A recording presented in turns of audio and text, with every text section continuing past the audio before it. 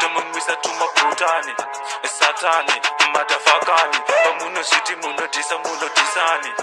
satani amuna patani muri mabhebi tomumwisa tumapurutani. Eudilenio ndonge upu chila mzee yo mastiti mama hey zungu lady hapana shiri baba yebo kuzura ngondo salama wa Tarto respect the feelers your best dula Jenny Kid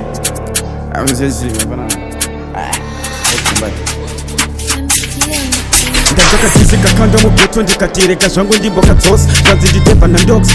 sorry zvanzi ndingisi na rose ndada kusamba kunyarara netsiyo dzinenge futi mandenga ishu toba amaiteba achimupa bag nyanga yake yakazoka ndeba unoziziwa kuti ndiri baba saka iwewe uri mainini ndakakutsika pamusha nekuti wanga wakuwanza kupfeka zvemene wozoti kuonda kunge tambo yemuchibani futi kacheparafini daima uya zvenyu muri 4 because 2 wandira mkwani iwe ndokusi matama mahombe kunge mune deshi mapamba emwana ndada kuzama kunyarara bati unezi kudzoro rinenge mundanyi wega wasvipa munyama kutisa fokazi wega wanyanya hey, sorry mukanyi chigemo chamada takachimanya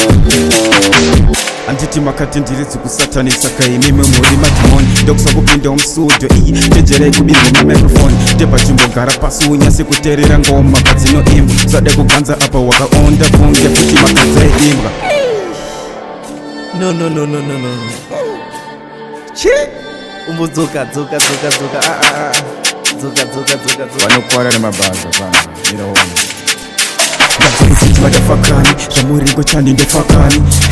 saka fakani machindi hamuna mapatani ndiri chikomba chamomzi wako ndidzosa ndinotengera putani ichi chinonzi chiraa chekwasatani patinopinda gehena usani wari kukumbira zvavo maraundi waneta mumwe ngapiyeshashwe ako kanoita kunge kanisiki maiwi anopiri mukati danga dzatiza mudanga dzadzoka kupuwa mufuro nemambo farao kufunga kawo nemhanza yawo waifunga kuti ichikogwinawo